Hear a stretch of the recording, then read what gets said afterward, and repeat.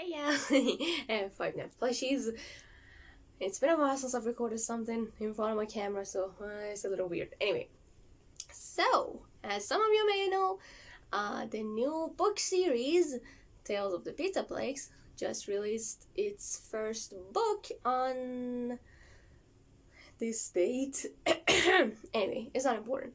So now I'm gonna review the first book to see how this series has started. So the first book is Lally's Game. This features 3 stories, just like the Fazbear Frights series.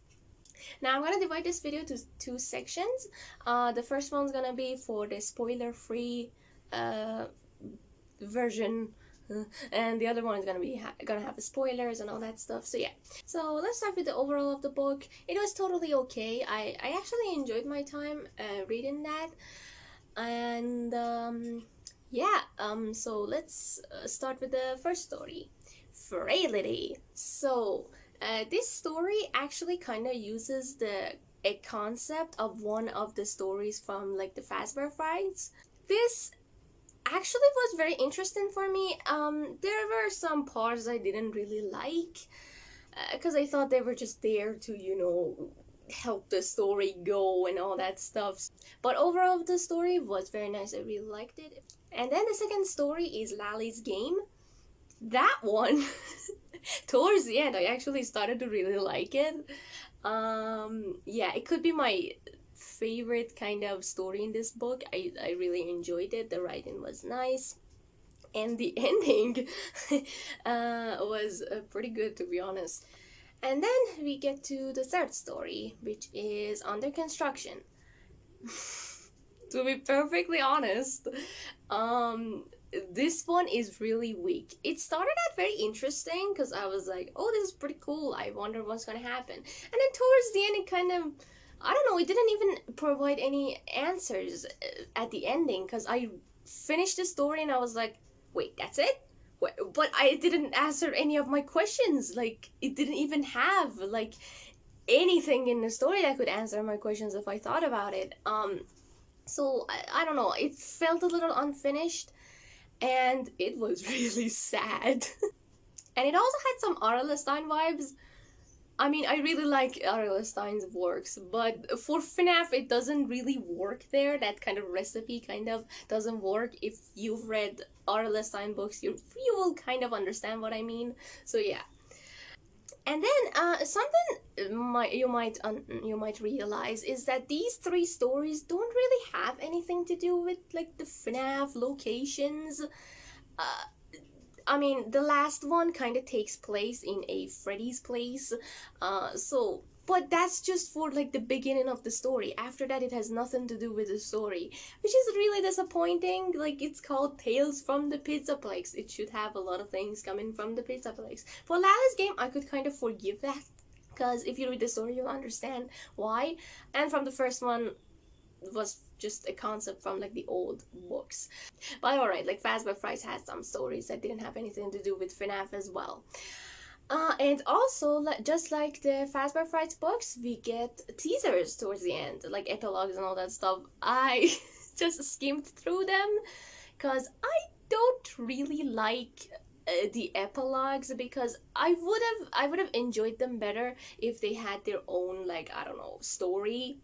Because in this way, it's not really cohesive. I read and I'm like, okay. And then it stops at like a weird part, and I'm like, alright, fine. I guess I'm just gonna move on then.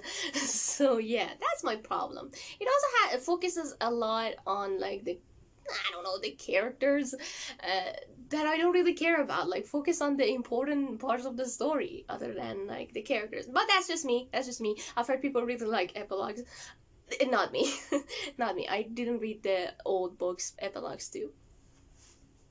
And that is all for the spoiler-free part. Now I'm gonna move on to the spoilery part of the video. So if you haven't read the book, obviously click out of the video, or maybe you don't read Fnaf books and you were just here to see what was going on. Or if you have read the book, you can watch till the end, or if you want to, click out of the video. I have no idea.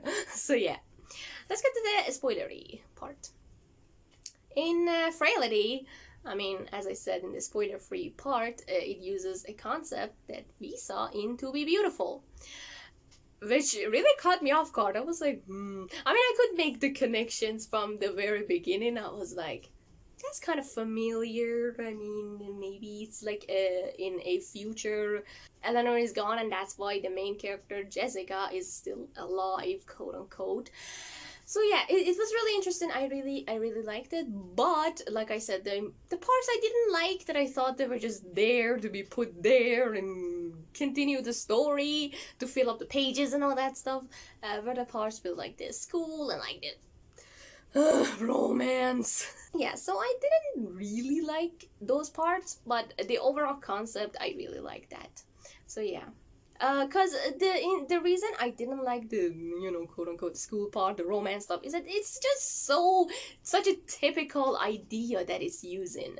Like, okay, it's a project, we're gonna work. Oh, I'm very alone. Okay, there's a boy here. He likes me. We have to go to the prom. Very typical. Everyone knows that. Even like a 7-year-old is really familiar with these things. So maybe just add something new there.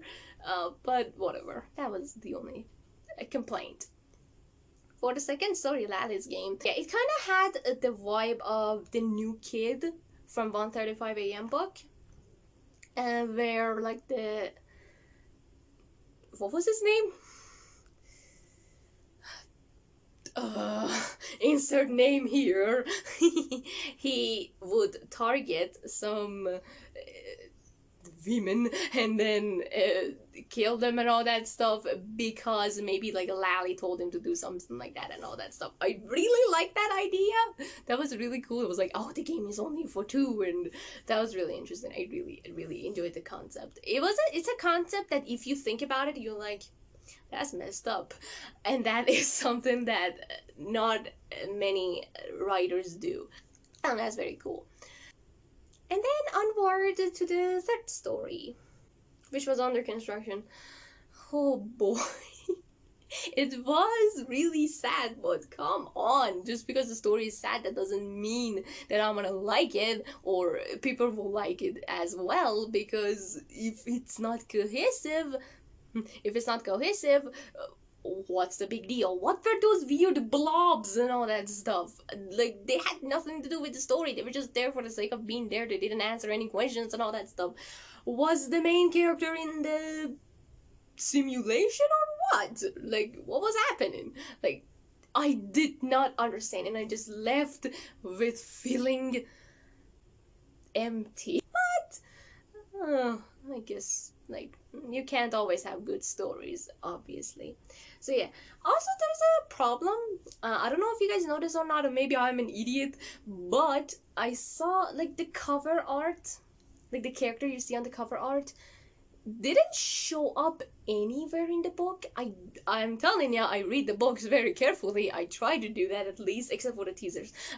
If it was trying to, you know, show us Lally, it says, is a white animatronic with like a black torso and all that stuff, and that doesn't look like Lally.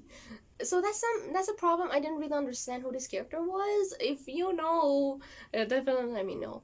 So yeah. And for the teasers, again, I said I don't like it, but the only thing I like about it is that it's trying to act as a prologue to Security Breach or the Pizzaplex or whatever it is. So that's the only interesting part, but the thing is, it doesn't really focus on like this is the place we've chosen, we're gonna build it up to this place or whatever, but instead it focuses a lot on the characters and how they look like, and I'm like, I don't care how this character looks like. And then like the glam rocks are apparently they're glam rocks that arrive in a truck, but it does nothing to describe those animatronics. None at all. It just says, this one's actually interesting, that like, oh, we need a new guitarist. and maybe we'll get some lore behind why Glamrock Bonnie doesn't exist in Security Breach. Alright, and like for the endos that they find, it's so weird. Why did one of the endos have shells? But whatever. And maybe I just skimmed through them and I missed some stuff. But I feel like that kind of has, you know, a little that's kind of like the beginning of how they thought to make like the staff bots. That's kind of what I thought about when I saw it. But then again, the killing spree starts. I have no idea. I mean, it was that dude's fault that was like, oh, find the heads, break them, and all that stuff. Come on, it's a robot. It does what you tell it to. It's not a human to be like, heads, but I shouldn't kill humans. You know what I mean? Anyway. Sounds kind of obvious from the beginning and didn't really catch me off guard. So whatever. That is all for this review. Overall, I'm looking forward to the new books, and apparently we just got like two more covers and books or whatever added to this series, which is very nice. And yeah, I will review the future books, and I'll see you in the next video.